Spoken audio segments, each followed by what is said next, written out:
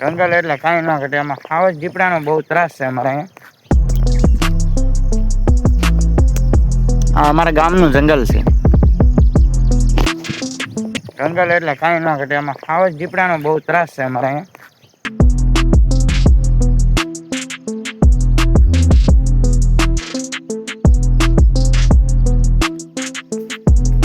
પાળો છે અમારે અહીંયા એક.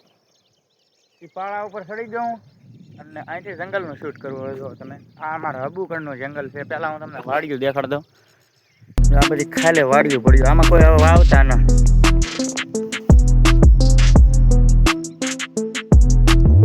આ જે નેરું તમને દેખાય છે ને, ઉતાવળી કહેવાય, અને ઉતાવળી નામ કહેવાય આનું.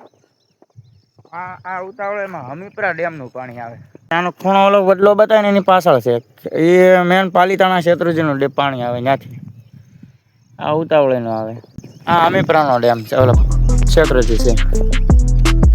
આ અમારા ગામનું જંગલ છે. તમે જોવા લૂક જોવો, લૂક દેખાડવામાં હાવ જ દીપડા મારી પરસાદી ન કરી દે ને તો સારું.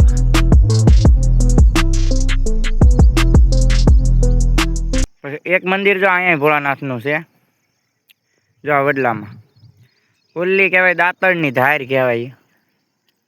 કેટલી મહેનતથી આ વિડીયો અમે બનાવીએ, કેટલી મહેનતથી વિડીયો શૂટ કરવા આવીએ, કેવી રીતે આવીએ છીએ, કેમ એકલા શૂટ કરીએ અને એકલા એડિટિંગ પણ એકલા કરીએ. 2 થી 3-4 કલાક લાગી જાય એટલો એક બ્લોગ એડિટિંગ મારવામાં.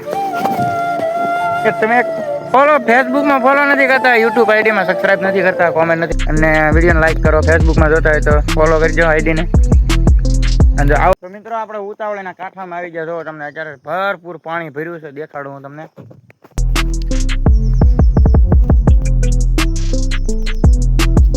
આ કાંક અમારે અહીંની ઉતાવળી છે, હબુકરની.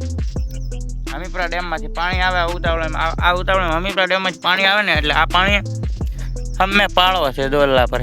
અહીંયા ઝૂમ કરીને બતાવું. જો અહીંયા પાળો છે ને, અહીંયા પાણી હોય.